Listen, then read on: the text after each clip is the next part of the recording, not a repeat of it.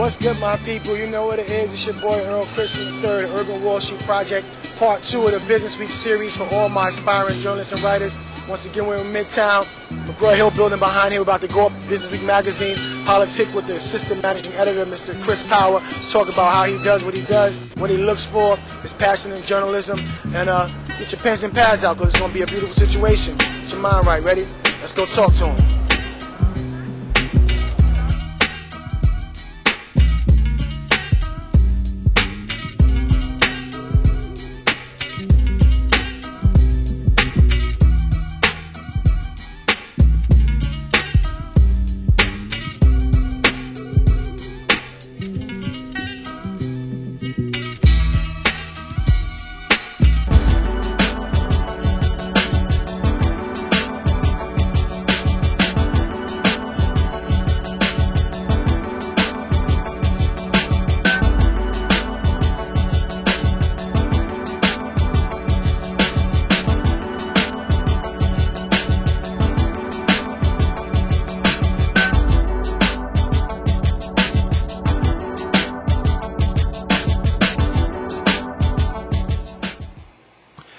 Welcome to another episode of the Urban Wall Street Project. I'm your host, of course, Earl Christian III. And once again, we continue for my aspiring journalists out there, my aspiring writers, or just people who aspire to be professional in any arena that they go into. Once again, we're right here, Midtown, Business Week magazine, the giant of a magazine, international. Of course, you know it's the #1 business publication in the world. It's been doing amazing, amazing thing, covering stories of all magnitudes for years, and that's why they're #1. We're here with Mr. Chris Power, assistant managing editor of Business Week, one of the top brass, puts in many hours, but he brings nothing but the truth, the realness, and the best, all about quality. So without further ado, I'm going to introduce you to Mr. Chris Power, and he's going to talk about journalism, his passion for it, his journey in it, and some suggestions and directions and guidance for some of you young aspiring writers who feel that journalism is where you want to be. Without further ado, I'd like to introduce Mr. Chris Power. Earl, Chris, how are you, sir? It's good to see you. Yes, sir. Yes, sir. And happy to see you here. You know, Yep. I was previously, speaking to John, and just you were one of the editors here when I was a youngin', running around here doing some things. So it's just a beautiful thing to be able to come back and see you still doing amazing things with the magazine and at the top of the chain now, holding it down. It's a beautiful thing. But I want to talk about it. How have you been otherwise? I'm fine. I'm loving New York City. Enjoying the summer. I've got 2 beautiful daughters and a loving wife, and I can't complain. And Business Week has treated me well. So it's been an exciting time here. Definitely. Now I know when I started here, you were a staff writer. That's right. And you were covering, I believe you said, the marketing. I covered corporate strategies, and then I covered airlines. So I got to cover Eastern Airlines and Texas Air and all that boo-ha. Then I covered marketing, which is covering Madison Avenue, right, advertising, and how we sell products. Then after that, I moved over into the international arena, and I was an editor with the Europe edition. And then I was the Asian edition editor. Wow. Then I was a senior editor for international. And then finally I got this job, which is assistant managing editor.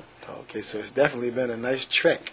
It has. The Business Week family. It hasn't been easy. It took about 21 years. Well, nothing worth having it ever really comes easy, true? Well, I like to think so. You like to think so, right? It would be nice if it was a little bit easier. It absolutely would be nice if I were 31 when all this happened and I still had all my dark hair and everything. Man, listen, it's all right, Chris. It's all right. It's okay. You're still doing your thing. That's all that matters, important. So I know you've been with Business Week for 21 years. 21 years. 21 years. That's a beautiful relationship you've established with the music. What I want to know is, a lot of times some people don't always know what they want to do, Chris. Sure. But when did you realize, Chris Power realized, journalism, that's where I want to be?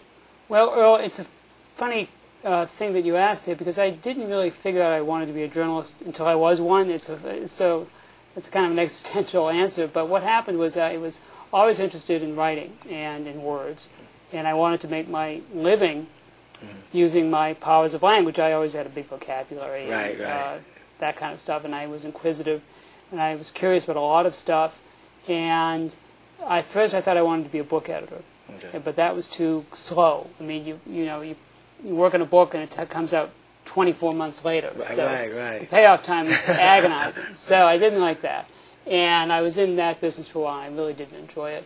For a while I thought I wanted to teach, but then I really wanted to have the satisfaction of seeing something happen on a 24-hour basis. And teaching is a wonderful profession, but I didn't think I had the patience. So it's a combination of curiosity about the world and what I would like to call it, creative impatience. Okay. You've got to be eager to see your stuff in print or on the air now to do this business. And so I got into it. And first I was a freelancer, and then I became a fact checker at Forbes magazine, which is a whole other trip, very interesting.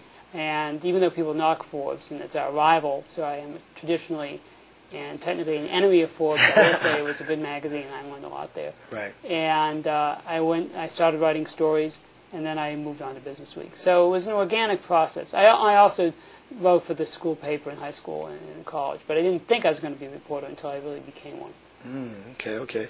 And it's important because we talk about that. A lot of times, I talk to young people and I don't know what I want to do, and then they kind of feel like they're just going to be losing, or they're going to lose and not find their way. And I tell them, a lot of times you don't know what you might want to do until you get into it. It's not like with college. You go to college, college doesn't even know. You go to college because you want to better your future, but you may not know exactly what you want to do. And universities understand that. That's why you have your first 2 years to just get through your electives, and then by that time you've kind of got acclimated. You're seeing the different things, you're experiencing it. So you start to learn and understand who you are and where you want to go. So it's very important that my viewers understand you might not always know what you want to do until you're doing it, but it's all about that passion, and that's what's a beautiful thing that we talk about. You have to have that no matter what you're going to do. That's an important element. But I want to ask you, Chris, as a well-seasoned journalist in the arena, definitely one of the top magazines I've indicated and alluded to, what is it that you look for in young writers? In young writers? It's a good question. I look for eagerness. You've got to be willing to work. I hate to say it, and I'm going to let them know, Chris. Decent language. You've got to be willing to work your ass off. Okay, that's number one priority. 12-hour days, they're a given. 12-hour days, Monday, Tuesday, Wednesday, that's a given. Not just one 12-hour day, a sequence of them. You do it again and again. You've got to be willing to jump in the car, get on a plane, do what it takes, especially at that stage in life. I mean, I still do that.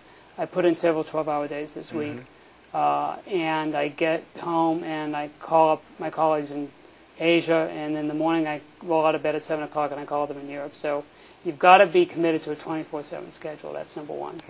Number two is you've got to be willing to learn, and that means you assign something, especially in business reporting. They say, find out about the bond market. Okay.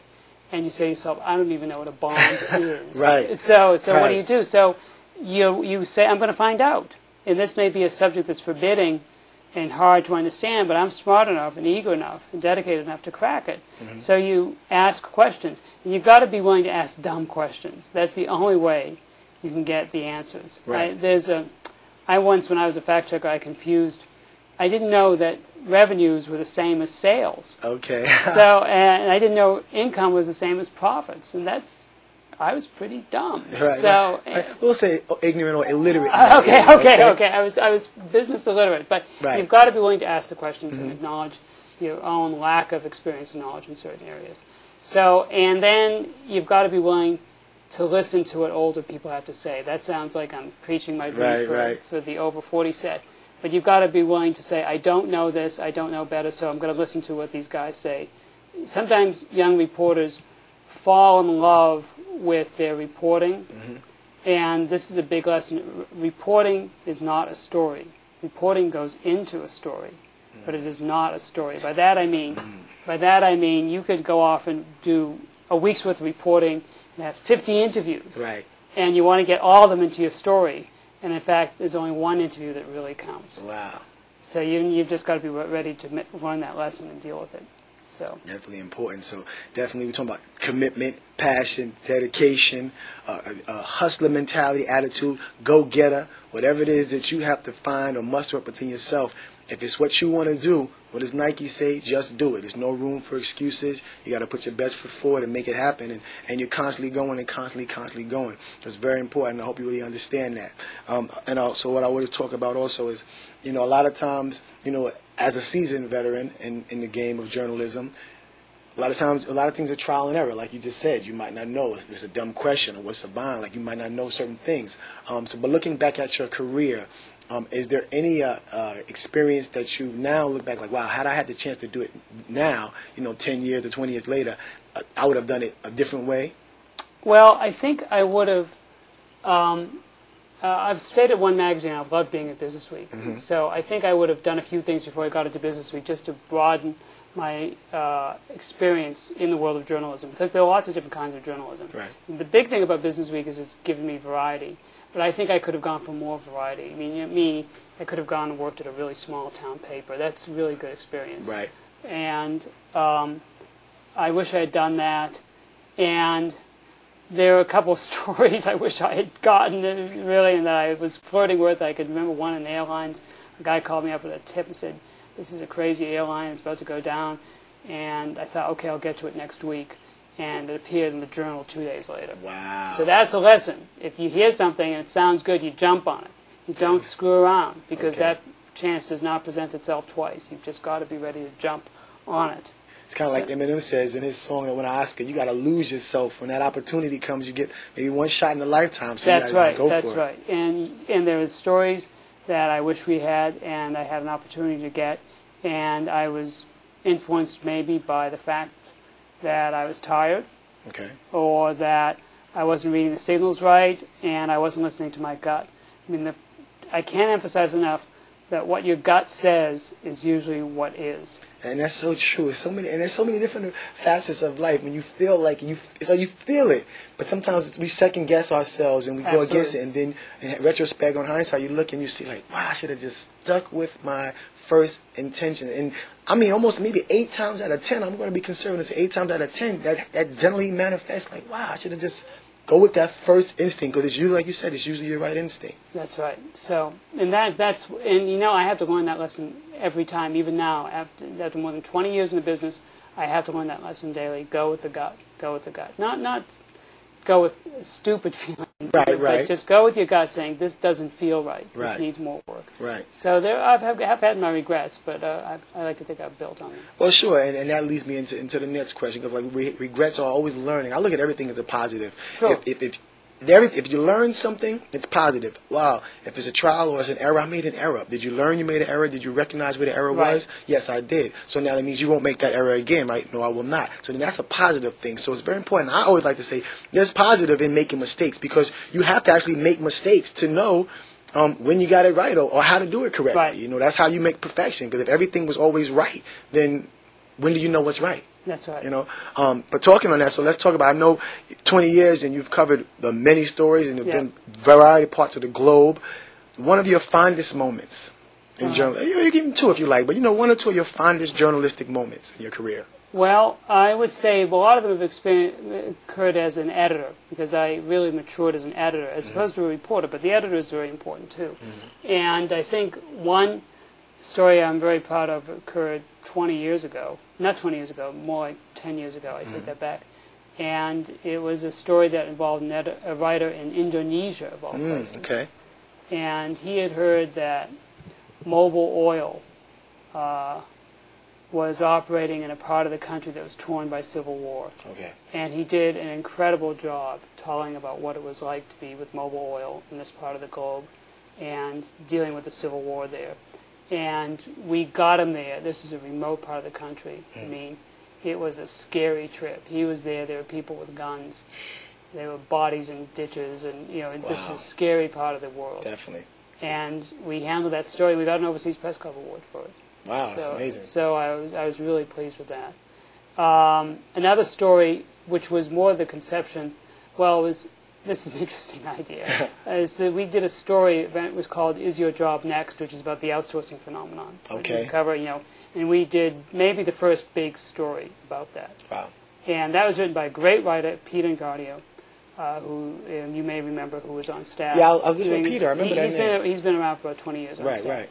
And he's one of our great, great reporters. But I worked with him to shape that, and I'm very proud of that. And also, just goes to show you've got to be quick about things. We came up with a story idea, and the way you come up with a big idea, if you think you got to write a pitch, a memo to the editor in chief. Right. So we wrote the pitch, and I heard somebody else on the staff was starting to write the same pitch, but we were there first. Okay. And I literally ran around the floor make sure that the editor-in-chief got our pitch Got first. your pitch first, right. So you just got to hustle. And later on, he was skeptical about it. And he said, what is this? And I said, you don't get it. This is one of the most important trends that we're facing in global economics today. And he said, okay, let's see it. And if it's good, we'll put it on the cover. And it was good, and we put it on the cover, and it was one of the most important covers we've done in the last 5 or 6 years. So once again, you got to keep your ear to the street, keep your grind on, Right. always be ready to run and jump, and protect your story, protect your interests, because somebody else will try to Absolutely. get that story. Absolutely. You know, it's a dog eat dog out here sometimes, That's is it right. not? Absolutely. For sure. And definitely I want to ask, and I hope my people are paying attention and listening. You should be learning some value information. If you want to be a journalist, there's a variety of things you can do, but you're getting some good information from someone who's been doing it and established and knows. So I'm very hopeful that my young writers and my young journalists are really, really appreciating and absorbing, what the Urban Wall Street Project is bringing to you with this project. What I wanted to ask you is, you're doing your thing, but it's really about educational too, and I want to teach my people. Sure. As an assistant managing editor for BusinessWeek magazine, what suggestions do you have for individuals, high school students, Sure. and at the college level Sure. that want to get into this? What should they begin doing to prepare Who want to get into themselves? journalism? Yes, sir. Okay.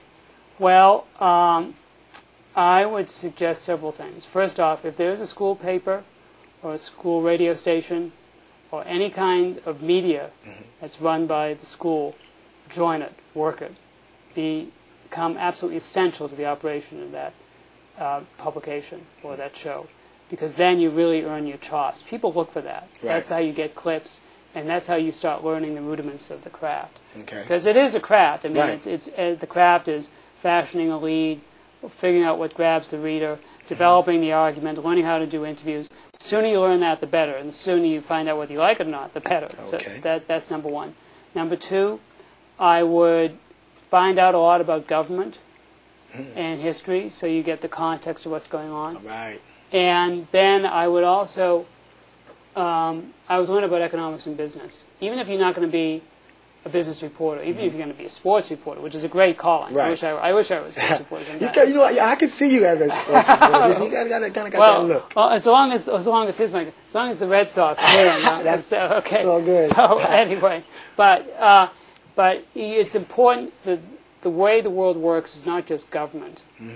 It's how business works and how economics works. Definitely. We all live in an economic universe. Definitely. So you've got to learn that. I mean, you've got to learn about real life. Finally, and this is offbeat, I would read great novels. I would read great pieces of literature. They don't bear directly on journalism, but it gives you a feeling for language, and when people make allusions or references to the great works of American and English literature, then you know what's going on. Right. And I'm talking about the most broad-based understanding of literature.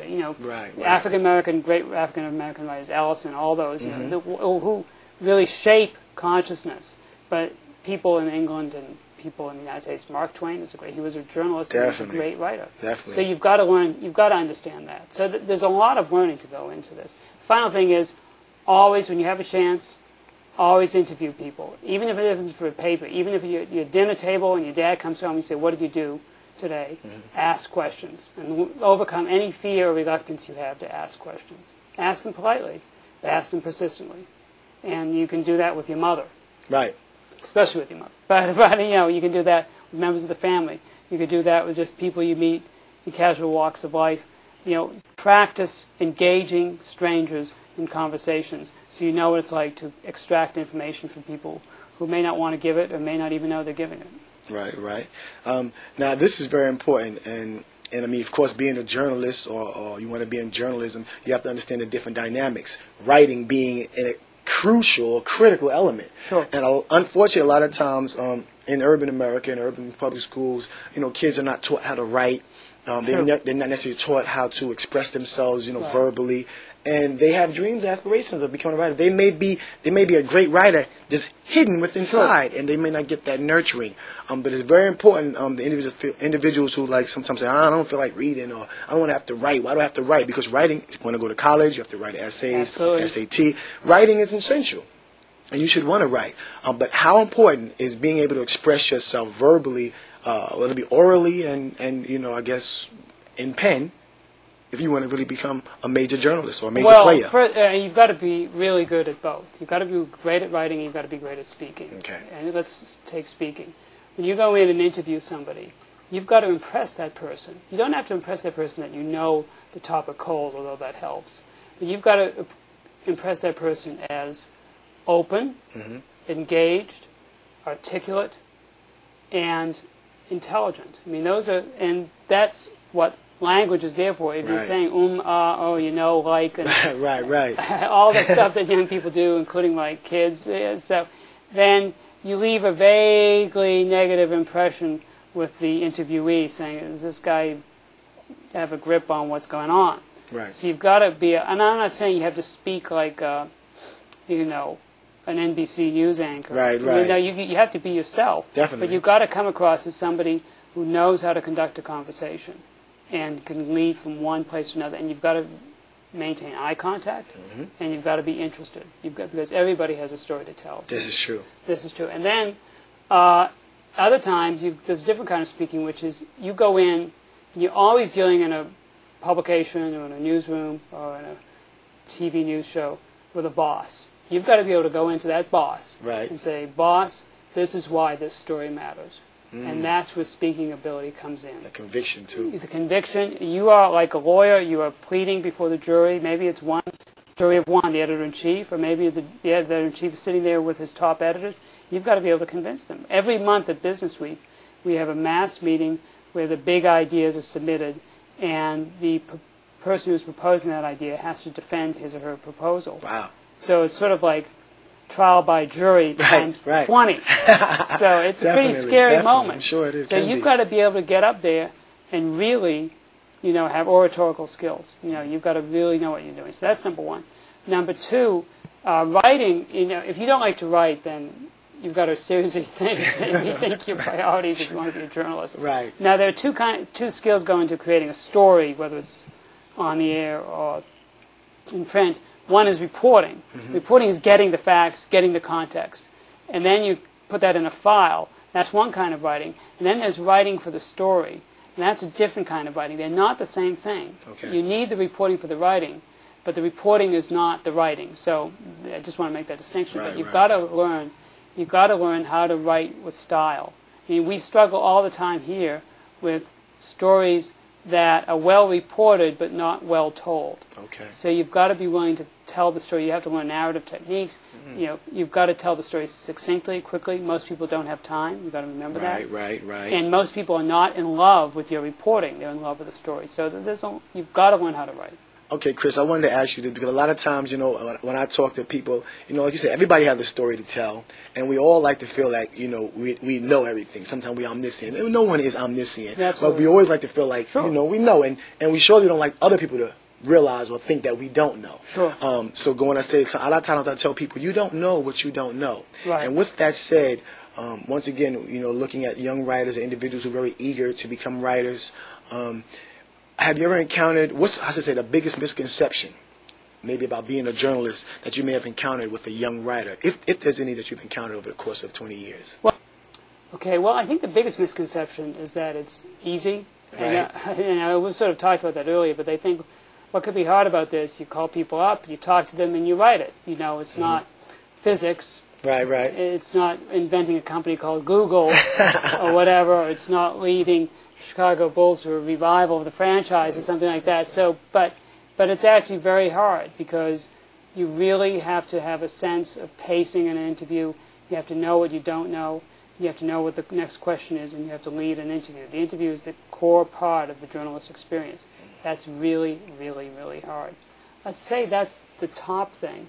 I think the other thing is related, which is you have to recognize that interviewing is an art in that it takes more than you think. Of course, it's a friendly exchange. Definitely. But you've got to be thinking all the time. You're not just ticking questions off, even though you've got to know what your questions are. Right. But then when something presents itself in the middle of the conversation that's really interesting or changes the context, you've got to be able to leap on it. True that. You don't say, oh, thank you very much, on to question 6. And the guy just said, I'm a major embezzler and I just robbed the bank. It's Right, like, right. You've got to stop. Exactly, and yeah, definitely. You've got to stop and just seize the opportunity. You've got to be able to move and be very nimble. And you have to combine that at the same time with a sense that you're going to master the conversation and master it, and that you're going to figure out the best way to extract the information from this person. One regret I have, going back to the question of regrets, is that I didn't learn my interviewing technique soundly enough. I do good interviews. I know what's going on. I know the context, usually, of any conversation I have, and I've got enough experience that I can interview somebody in India or China or Russia, and I know enough. But there's always that extra layer that's hard to get at. Maybe there's something the guy knows or likes that you can link up with, and you've got to figure that out. One of our editors here used the fact that the subject she was interviewing had children her age in the same school system, and they got chummy about that, and they established a level of intimacy and friendship and connection that it was easy to go deeper into the interview and to get more information. You've got to be willing to use any legitimate means to get that interview, but to get the right interview. And people just think it's just a conversation, and it isn't. An interview is a whole other level of interaction. Well, of course, Chris, as we, becoming an assistant managing editor is a trek, as we've talked about, and you surely won't be able to make that without a couple of covers. So I know you've had some covers and had a couple of stories. I know you have a couple of articles here. Sure. We're going to talk Let me talk about it. This one we did a few weeks ago. You're probably aware that, and you've certainly read about all the stories coming out of China that dealt with adulterated products and dog food that had been tainted with poisonous substances, and toys that were made with lead paint and everything. Right. So we stepped back and said, what's going on here? Okay. And we said, we've got to do a cover. But everybody's covered the day-to-day news about this. So this is a real challenge. We can't just repeat what everybody's saying. Right. So we pulled back, so what's really going on here? And we came up with this, can China be fixed, broken piece of China? But we said, why are the Chinese not doing it right? And if you dug really deeply, you understood that the whole political economic system is rotten in the sense that the Communist Party still runs the local economies, and the local party officials are so intent on making money and lining their own pockets that they're not interested in regulating industries, they're not interested in product safety, they're not interested in stopping counterfeiting. They want to be part of it. Right. So and that the government faced a huge task in bringing its own officials to heel. Wow. And this is the basis of the whole phenomenon. So we went beyond the daily headlines and got to the deep core of the story. So I think we succeeded with this story. Definitely, excellent. I know we have another, I think that's the recent issue. This is the recent issue as of August 9th, which is the future of work, which I was one of the 3 top editors on. And everybody's interested in work and what's going to happen. And we tried to step back here and say, what is it going to be like in 10 years in the workplace? What kind of mix of verbal skills, engineering skills, math skills, all kinds of skills you're going to need to succeed, especially as the world gets more competitive and there's more outsourcing. And what's it like for blue-collar workers? What's it like for office workers? And what advances in science and technology are going to change the workplace? So we have about 50 pages of stories in here dealing with all these topics. Excellent. And you think work, well, that's just a single topic, but in fact work is everything. Right. It's a person's whole life, practically. And so we've had an opportunity to present a very varied and lively package of stories that everybody will find relevant. Excellent, excellent. My viewers, my young writers, my aspirers, it's been a beautiful opportunity. I hope you had your pen and pad. I hope you learned some things, get your mind right, get your chops up. Never be afraid to ask questions. Remember, you got to be a go-getter, extreme hustler. You've been watching the Urban Wall Street Project. We're going to keep bringing it to you. Stay positive, stay prosperous, stay open-minded. Until next time, peace.